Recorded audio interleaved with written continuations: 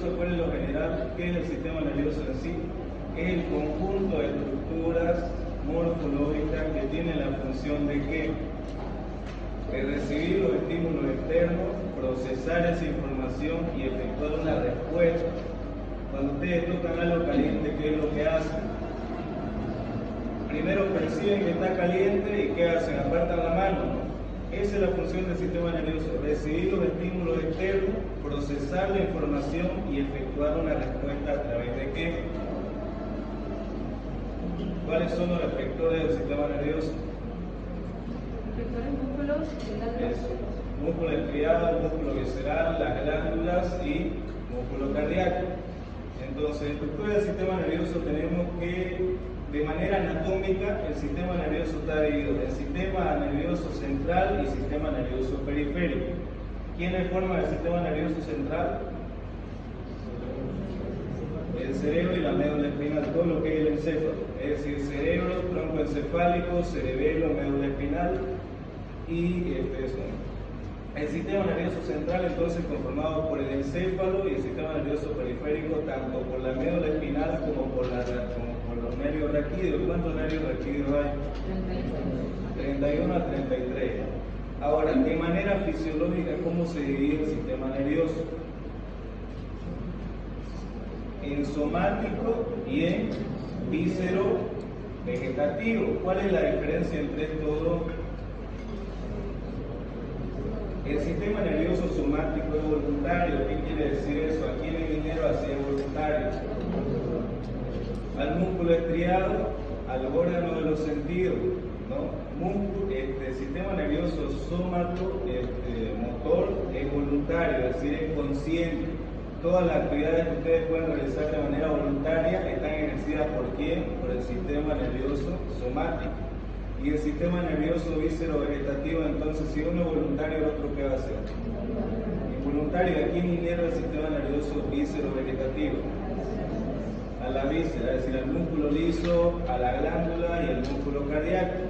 ¿De qué se encarga el sistema nervioso víscero-vegetativo? De todas las funciones involuntarias, dígame tres funciones involuntarias. La respiración, latido cardíaco y la secreción de la glándula, ¿no? Entonces, de esa forma que está dividido el sistema nervioso, según su anatomía y según la fisiología. Según anatomía, el sistema nervioso central, el sistema nervioso periférico, y según su fisiología, sistema nervioso somático y el víscero vegetativo. Ahora, concepto, lo que les decía, es el conjunto de estructuras multifuncionales encargado obviamente de recibir primeramente los diferentes estímulos por medio de receptores distribuidos en todo el organismo.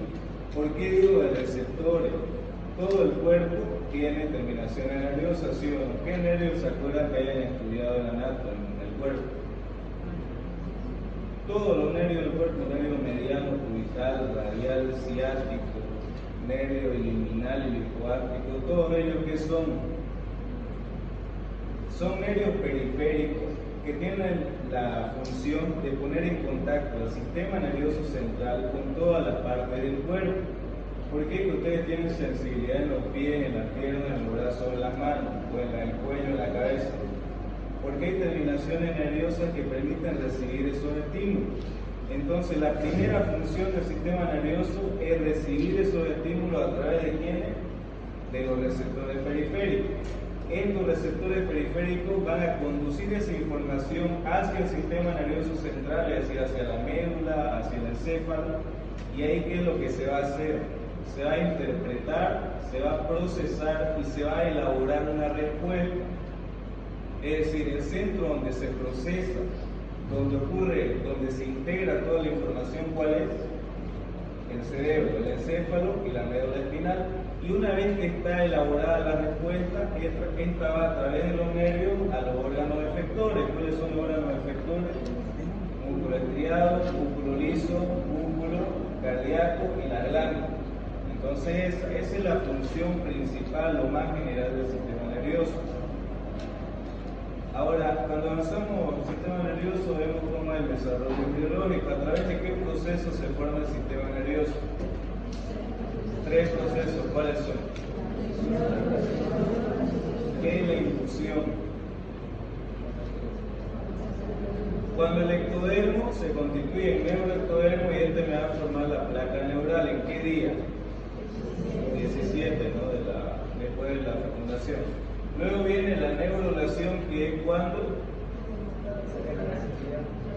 se...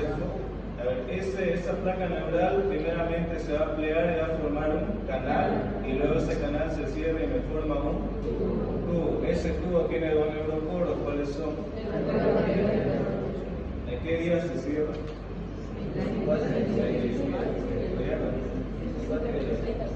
Ese tubo neural va a dar lugar a lo que son la formación de la vesícula encefálica. ¿Cuáles son las vesículas encefálicas primarias? Perfecto. ¿En qué semana? Quinta semana de gestación. Ahora, esas vesículas primarias van a dar lugar a qué vesícula? A la secundaria. Del prosencéfalo viene el telencéfalo y el céfalo. Luego del mesencéfalo, nada. Y del romboencéfalo, telencéfalo y metencéfalo. Esta parte es muy importante porque el prosencéfalo es también llamado cerebro anterior. El prosencéfalo me va a dar ¿qué cosa? Telencéfalo y encéfalo. El telencéfalo, ¿qué me va a dar? La corteza cerebral, la sustancia blanca cerebral y los núcleos grises. ¿Cuáles son los núcleos grises? El claustro, el núcleo caudado, el putamen, el lobo pálido, el núcleo lenticular, el núcleo amigdalino. Es decir, del cerebro anterior, es decir, prosencéfalo, viene telencéfalo y encéfalo. El telencéfalo viene la corteza cerebral, la sustancia blanca cerebral y los núcleos grises. ¿Ya? ¿Cuáles son los núcleos grises? Lenticular, caudado, lobo pálido, putamen, núcleo amigdalino, etc. Del diencéfalo, ¿quién viene? Los tálamos. Acuérdense, los tálamos, tálamo, epitálamo, subtálamo, metatálamo, hipotálamo. Son 5. Luego del mesencéfalo, ¿qué forma o qué da lugar al mesencéfalo? A los pedúnculos cerebrales y a la lámina cuadrigémina. Y esa lámina cuadrigémina tiene los tubérculos cuadrigéminos anteriores y posteriores. Luego tendríamos el romboencéfalo, que dijimos que nos va a dar qué cosa, y el encéfalo, metencéfalo. Del metencéfalo, ¿qué deriva? Anteriormente el cuento protuberancia, posteriormente y del mielencéfalo, el bulbo raquídeo. Ahora, cada una de esas vesículas que acaban de nombrar, en su interior tiene espacios que van a dar lugar a los futuros ventrículos. Supongo que el doctor le habrá hablado del cuarto ventrículo, no se lo han mencionado.